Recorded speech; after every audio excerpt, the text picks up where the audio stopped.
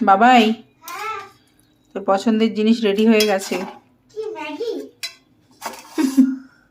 এই যে আচ্ছা, গরম আছে কিন্তু খুব, খেয়ে দেখ তো। দাও খাই।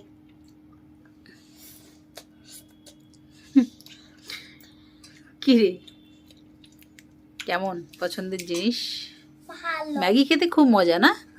ভাত মুড়ি খেতে ভালো লাগে না? না। ভাত মুড়ি সবজি এসব ভালো লাগে না,